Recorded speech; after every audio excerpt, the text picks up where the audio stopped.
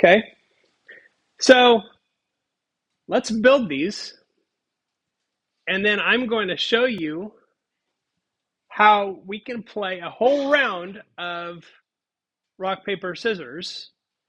Not a whole round, but a whole, yeah, I guess it's a round of rock, paper, scissors using only one line of code. Okay, you ready?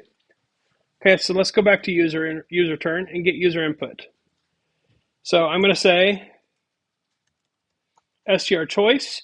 Now, str choice is only going to live inside this function because that's where I'm declaring that variable. I'm not using global. Str choice equals input, choose rock, paper, or scissors. So I'm starting out with a little bit of like hinting to say maybe it would be easier if you just type RP or S. This is what I'm after. I'm going to strip that input, and I'm also going to lowercase it. So no matter what they type, it's going to be stripped of spaces and lowercase. Now we're going to hope that they are at least intelligent. Can't guarantee anything, but we're going to hope that they are at least intelligent enough to give me R or rock, P or paper, S or scissors. It might be uppercase, it might be lowercase, doesn't matter because I'm going to lowercase everything. So how do I make sure that before they move on, no matter what, before they move on, they give me something I want? I'm going to trap them in a while loop. So I'm going to say while true, and I'm going to make them keep guessing until they give me something useful. So here's how I'm going to do that. I need to check their input. So I'm going to say if str choice equals R or str choice equals rock. So those are the only two variations for rock that I'm going to accept. And here's the nice thing about this. When you say return in a function, it exits the entire function at that exact point. So I don't even have to break out of this loop. All I have to do is say return R. No matter what, even if they type out the word rock, no matter what, I'm only going to return R, P, or S. So this becomes my basic test here. Now I need to do this again for paper and scissors. So if I copy that, now I'm not going to use two if statements because they have to choose one or the other. So I'm going to change this to an elif so that those go together. And I'm going to say paper. And if they choose P or paper, I'm going to return P.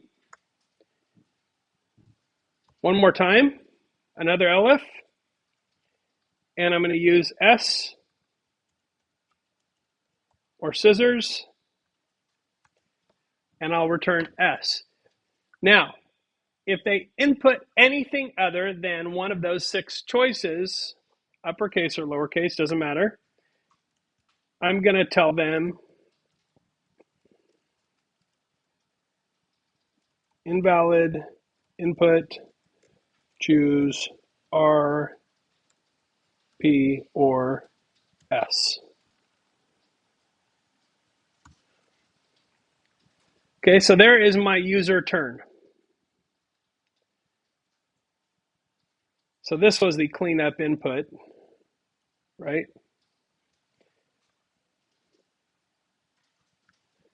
And then, of course, returning RP or S happens inside there. So that's user turn.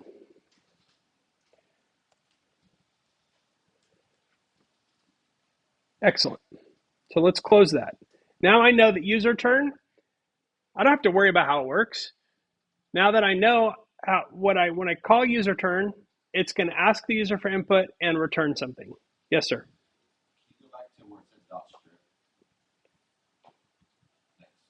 Mm-hmm. Yep. Remember, you can chain methods like that as long as what it returns is that type of object. So now for the computer's turn, we're going to choose RP or S. Easiest way to do that is to use the random.choice. So I'm going to go up to the very top here and I'm going to import random. By importing random, it gives me the ability to use random.choice inside this function.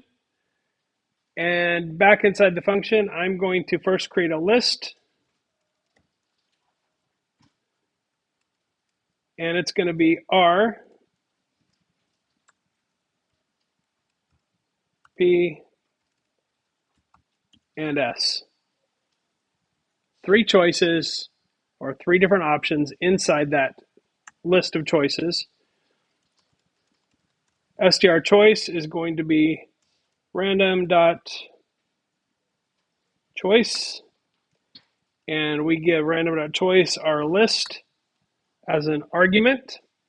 So what it says is you're going to randomly choose one thing from that list, and we're going to put it in here. The next thing we need to do is return that value. So I'll just say return str choice.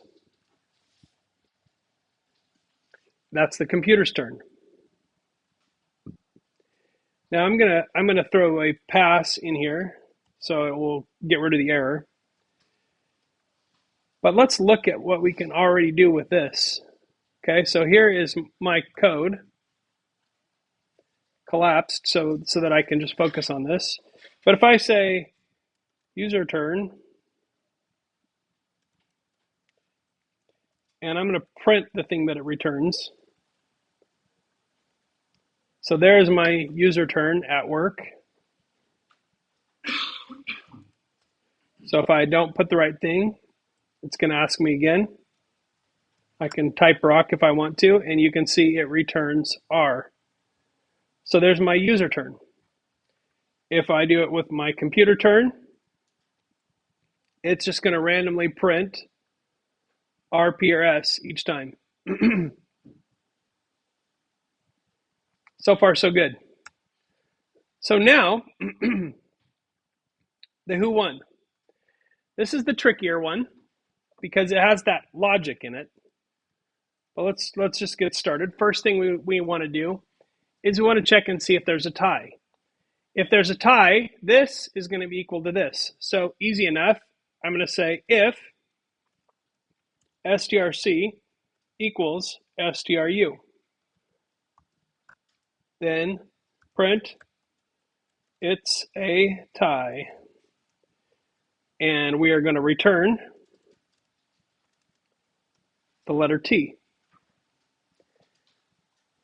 If it's not a tie, right? If they're not equal, then we're going to do everything under the else here. Okay, so if it's not a tie, if they're not equal, we're looking at all 6 of these red combinations. So scissors and rock, scissors and paper, paper, scissors, paper, rock. Each one determines whether a computer wins or the user wins. If you're organized about this part, you don't have to stress yourself out too much. So let's start with the 3 possible choices that the computer can guess. Okay, the 3 possible choices.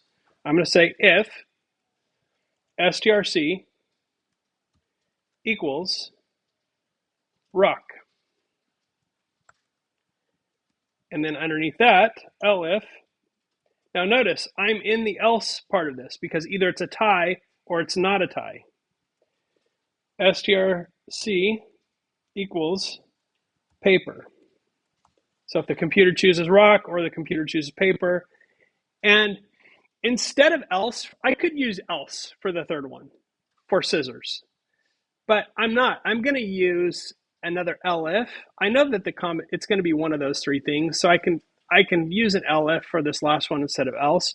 The reason I'm using an elif is because it puts the variable value that I'm looking for right there. It's a little easier to track, I think. So I'm going to say elif strc equals scissors.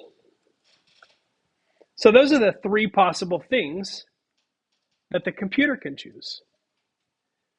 So now, under each one of these, I have to do something for the two possible non-tying choices that the user can do.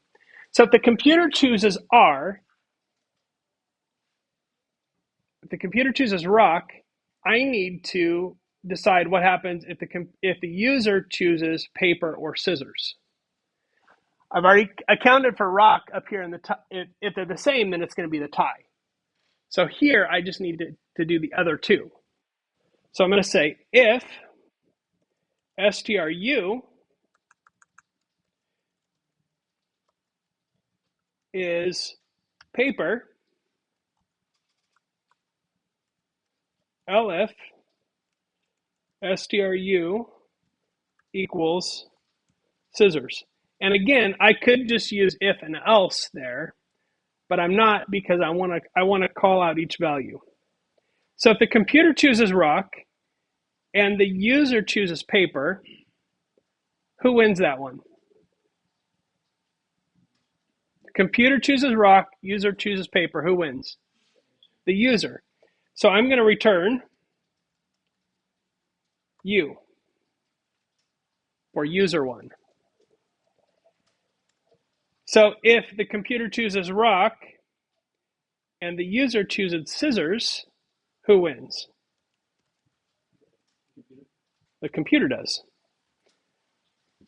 So now you should start to kind of see a pattern here emerging. So under each one of these, we're going to have a condition where the user wins and a condition where the computer wins for each one, depending on what the user chose. I'm going to copy this structure and I'm going to paste it in, and then I'm just going to change the values because it saves me a little bit of typing energy. Okay, so the computer chooses paper. We have scissors and we have rock as possibilities. Computer chooses paper. User chooses scissors. The user wins. If the computer chooses paper and the user chooses rock, the computer wins. See how if we stick to this pattern and we're kind of organized about it, it updates pretty quickly. We have scissors and rock, the user wins. We have scissors and paper, the computer wins. So those are all six of the other possibilities.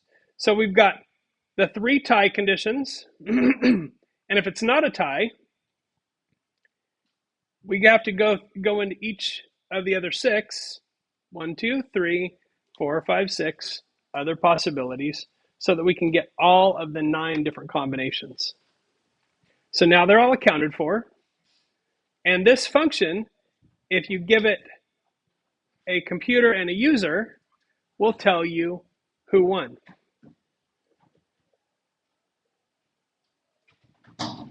So let's just really quickly, I'm going to go through and I'm going to give some written feedback here. So I'm going to say computer chooses rock. So I'm going to actually have it print out what the computer chooses for each one of these.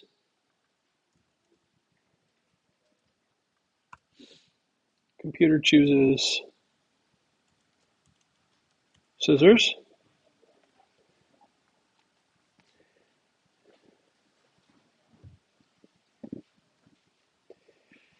And rather than put in what the user chooses for all 6 of these, I'm just going to make it a little easier on myself. And I'm going to say if stru equals r.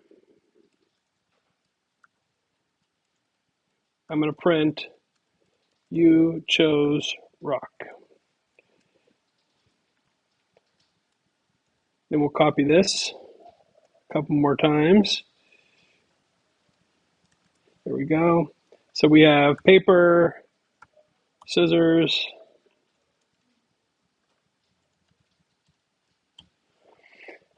So here is my function. There's a lot of logic in there, but it's all very repetitive.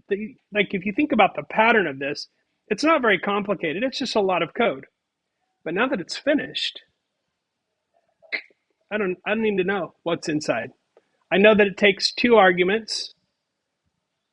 It takes two arguments, and then it returns something.